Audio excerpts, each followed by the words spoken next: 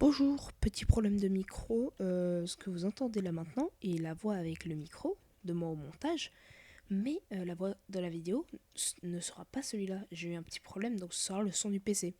Ce qui m'emmerde un peu parce que le son sera dégueulasse alors que le montage est incroyable. Je me tue au montage pour que la vidéo soit parfaite comparée aux deux parties précédentes. Bref, désolé. Bonjour, pourquoi déjà j'ai décalé le PC à cause ces putains de volets. Aujourd'hui, c'est la partie la plus attendue. Pas du tout, personne regarde cet iceberg, ça me fait profondément chier. Vous l'avez vu dans la partie 2, enfin, non du coup, mais dans la partie 2, j'avais mis un moment, euh, quand j'avais parlé de mon iceberg, de la première partie, il y avait comme souvent des screenshots qui apparaissent ici. Il y avait marqué 3 vues il y a 3 jours. Une journée après, 3 vues. Une journée après, 5 vues. Là, j'étais... Au moment où je tourne, la partie 2 fait 2 vues.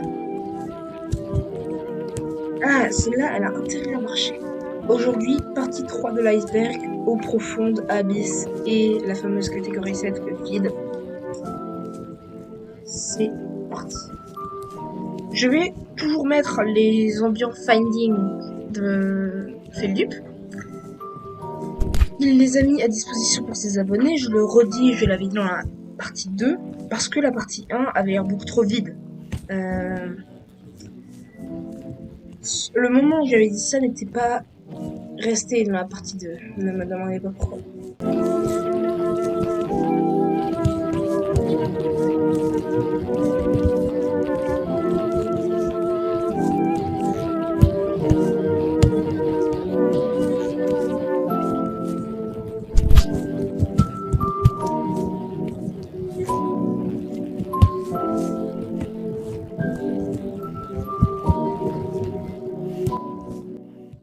Adrienne Yamin.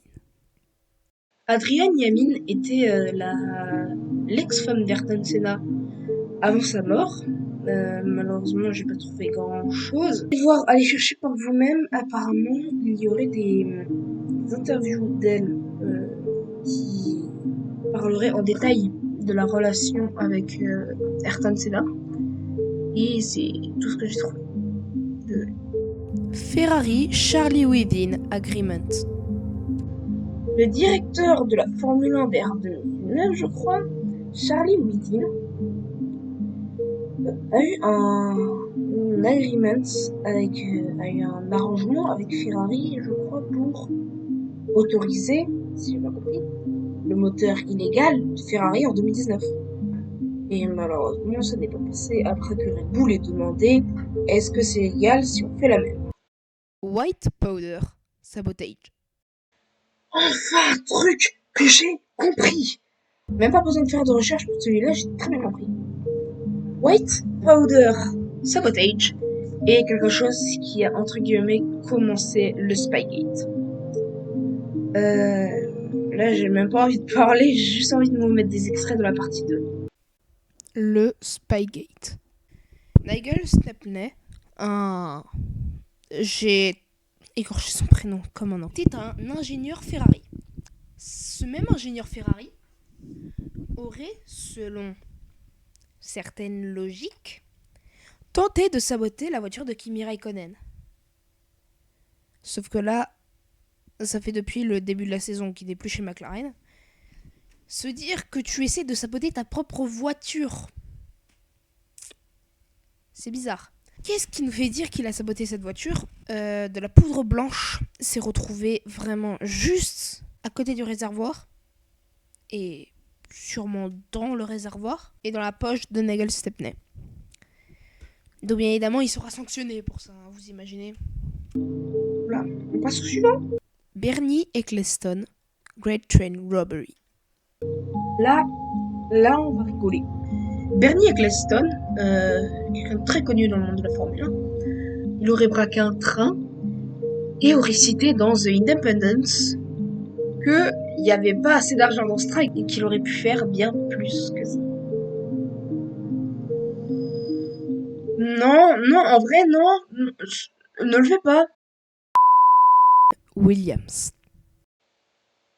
Waouh, c'est très loin à expliquer et heureusement parce que je voulais que la vidéo soit longue. Je connaissais pas ça et putain que c'est choquant. Tout simplement, en 79, Williams avait comme sponsor... C'est pas une blague. Ça parlait de tout et n'importe quoi à un moment donné, laissez-moi revoir l'article. Ils ont réussi à posséder quelques sponsors, dont Saoudia et Tag. Ils avaient besoin de sponsors saoudiens pour s'aider, du coup. Et il y a beaucoup d'écuries, de marques saoudiennes qui viennent en sponsor à Williams. Donc, tout simplement, qui était littéralement la marque de pétrole du père de sa meuf. Ce n'est pas une blague, le père de sa meuf possédait une entreprise saoudienne qui a fini sponsor de Williams en Formule 1 en 79. C'est pas une blague. Vraiment. Et j'espère que c'est pas resté toute une saison, non. Quand sponsor. What? Rogers Williamson. Williamson était un pilote de Formule 1 qui est allé en Formule 1 directement après avoir été champion de Grande-Bretagne de Formule 3. Apparemment, il n'y avait pas de Formule 2 à cette époque, ou bien il était beaucoup trop dominant pour la F2. Et malheureusement, après s'être qualifié en fond de grille au Grand Prix de Grande-Bretagne, il aurait malheureusement dû abandonner dès le premier tour. Et cette malédiction le poursuivra jusqu'au Grand Prix d'après, en fait.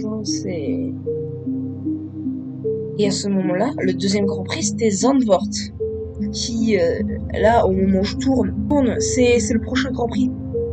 On est le 1er août. C'est-à-dire que eux, ils le faisaient en mars.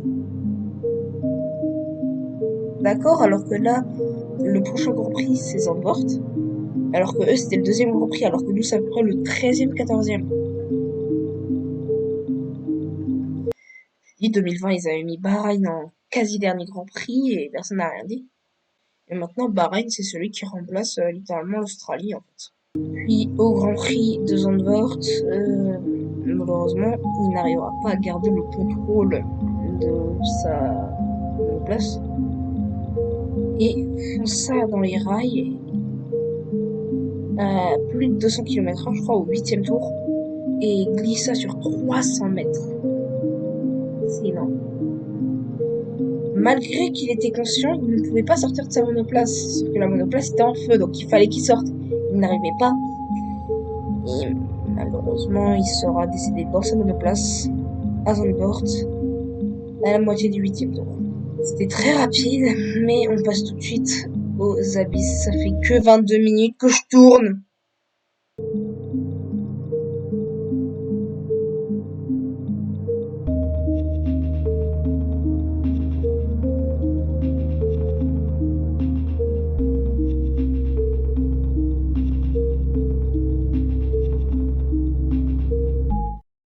Williams Special Tires. Je pense que je me trompe, mais à Spa, en 2015, Bottas boxe. À cette époque, Bottas était chez Williams. Puis, ça se passe et on se rend compte qu'après son box, Williams a merdé et a mis 2 trains de pneus différents. Des pneus avant médium et des pneus arrière hard. La voiture ne ressemblait plus à rien à cause de ça. Fangio Kidnapping. Fuck! C'est quoi ça? J'en avais déjà entendu parler en plus. Fangio a bel et bien été kidnappé. En 58, le 25 février, il y a un Grand Prix de la Havane. Fangio est dans un hôtel, tranquille. Puis, il discute avec des gens. En sortant de l'hôtel, il s'était qualifié en pole position juste avant. Ils discutent et d'un coup quelqu'un vient. Dit c'est lequel Fanjo? Dis-moi si tu connais le nom Fanjo, tu sais lequel est lequel. Fanjo répond, bah c'est moi, je sais pas, vous voulez qu'on parle, vous m'avez reconnu. Il lui dit, je fais partie du mouvement du 26 juillet. Si tu ne fais rien de brusque, tout va bien se passer. Il le pointe comme ça. Du coup, bien sûr, Fanjo n'a aucun autre choix que d'autre pour périr. Et tout simplement, il se retrouvera dans un endroit assez sombre. En réalité, les mecs du mouvement du 26 juillet, ils ne voulaient rien du tout. Ils lui voulaient aucun mal. Juste, ils voulaient faire de la pub en kidnappant quelqu'un de connu. Ils voulaient que leur mouvement soit connu, donc ils ont kidnappé Fanjo.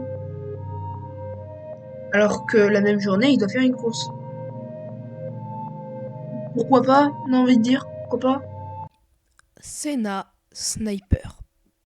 Les théories de la mort d'Ayrton Senna, elles ont valsé de partout. Aucune s'est avérée vraie. Mais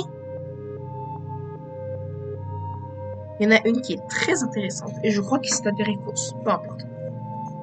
Senna se serait fait tuer par des officiels de la Formule 1, par un sniper. Moi, j'en ai entendu parler, ça m'a un petit peu marqué. Surtout quand j'ai vu cette image-là. Là, les théories deviennent beaucoup plus intéressantes quand on voit cette image. Et étrangement, elle s'était avérée fausse. Et la mort des deux pilotes, je parle de Ratzenberger et de Senna, les deux morts seraient apparemment cachés par les commissaires, les pompiers, les médecins, jusqu'à ce qu'ils aient quitté le circuit d'Imola. Ça m'a l'air un peu gros. Les résultats de course sont prédéterminés. Au moment où ce commentaire est écrit, Hamilton est vraiment... La dominance est folle. Est-ce que les résultats seraient pas prédéterminés?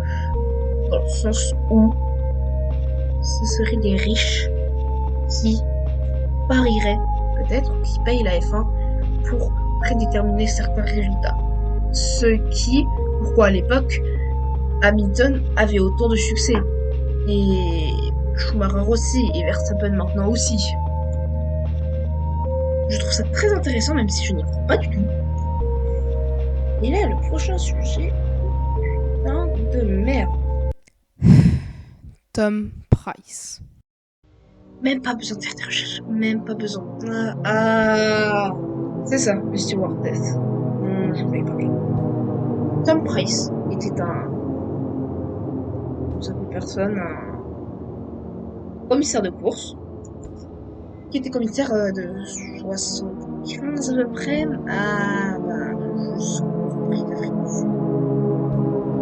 une voiture malheureusement calme, perte de puissance, it's broken. I can't, it's broken! It's broken! Anti-stall! It's off. Fuck! Et tu t'arrêtes, et la voiture a fini par avoir des petites flammes.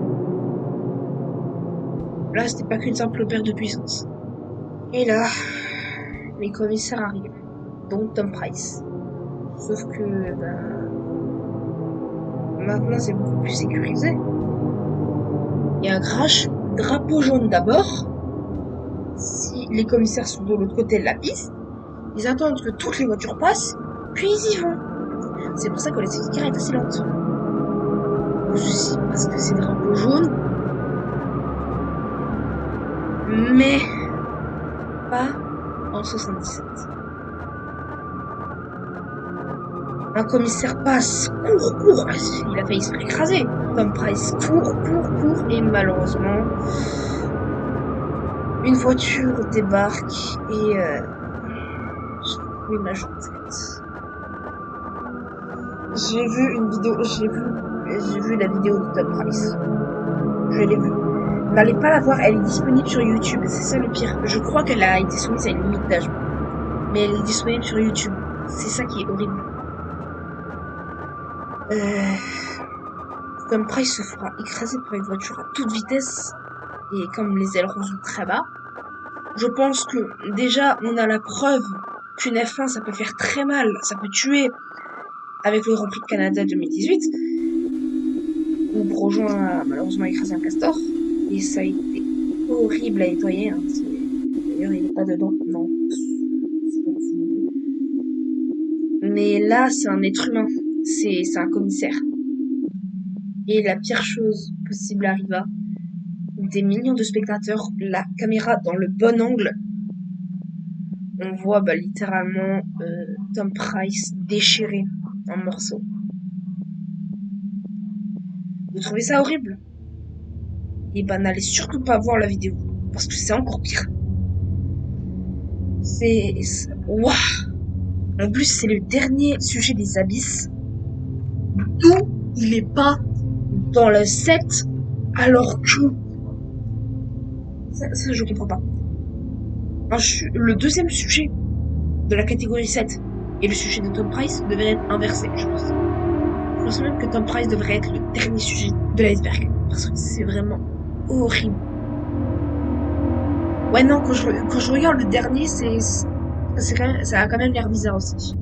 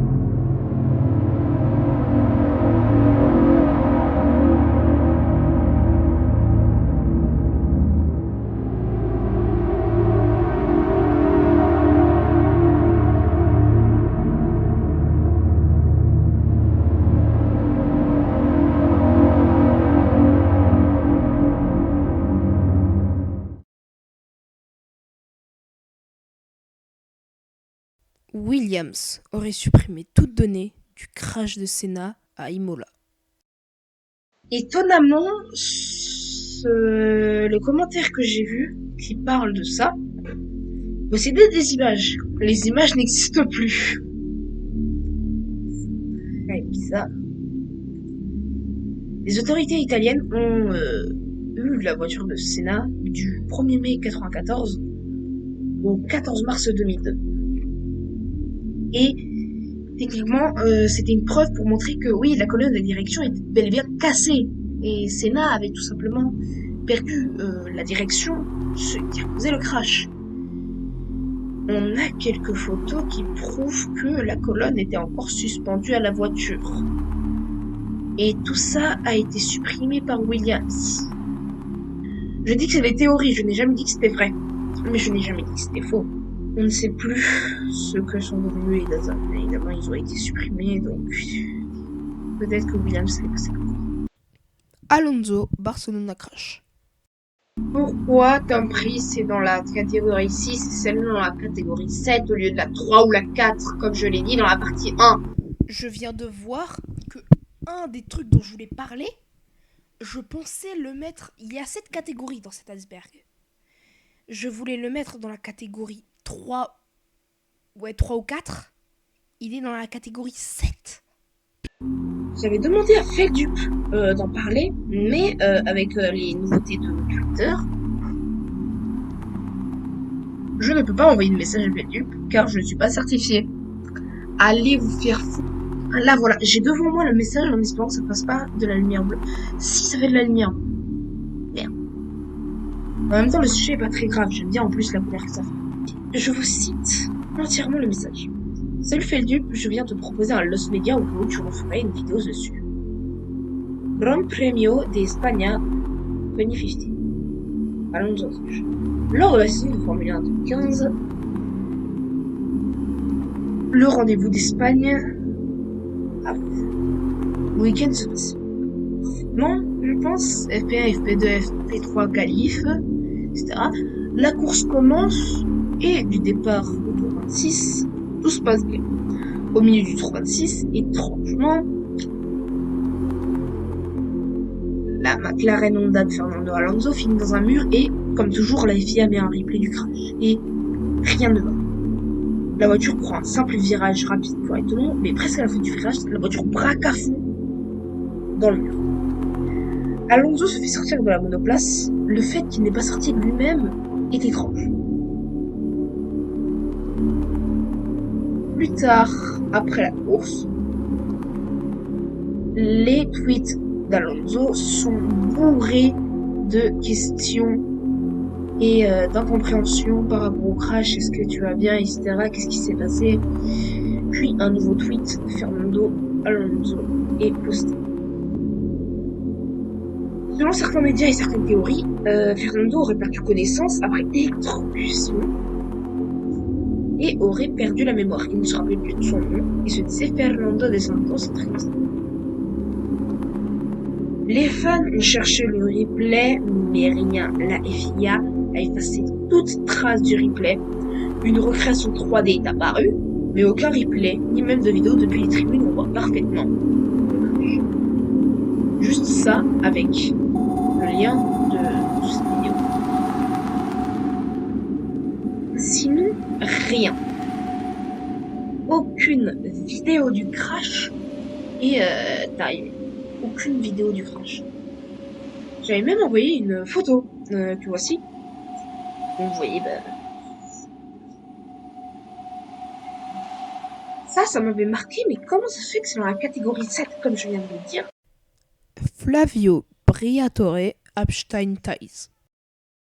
Je n'ai que trouvé des trucs qui parlent de l'affaire, mais à aucun moment je vois le nom Flavio Briatore.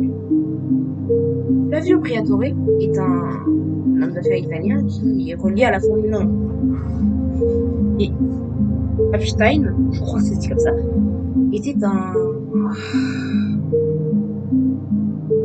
Oh, allez, je te dis, de toute façon, ce sera censuré comme... littéralement, Epstein était un criminel qui a été aidé apparemment pour ses actes. Et il serait mort d'un suicide apparent dans sa cellule à Manhattan en août 2019. C'est tout. Oui, j'ai très peu ri pendant cet iceberg parce que les sujets sont horribles. Petronas War Crimes. Petronas aurait commis des war crimes, des crimes de guerre, au Soudan. Il se serait aventuré au Soudan pour des raisons d'huile. Petronas est connu pour le succès dans le pétrole. Et pour ce coup-là, il se serait aventuré illégalement. Laissez-moi réexpliquer. Petronas se serait introduit illégalement au Soudan pour prendre ce qu'il leur faut. Ils auraient utilisé la manière forte des gens qui auraient contesté.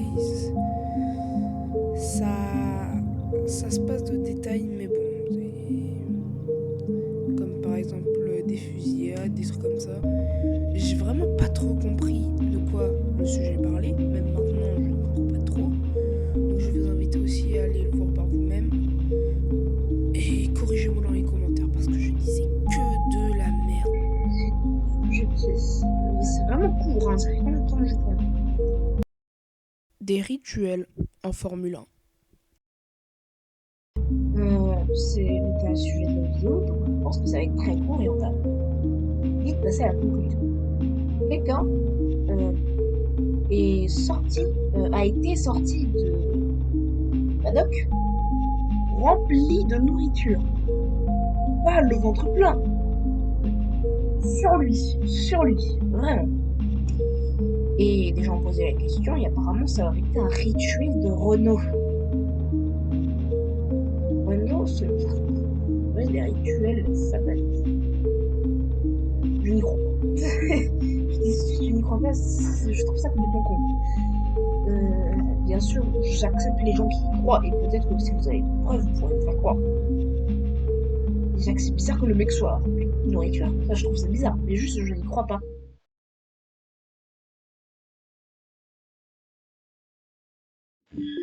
Bah, merci d'avoir vu cet iceberg.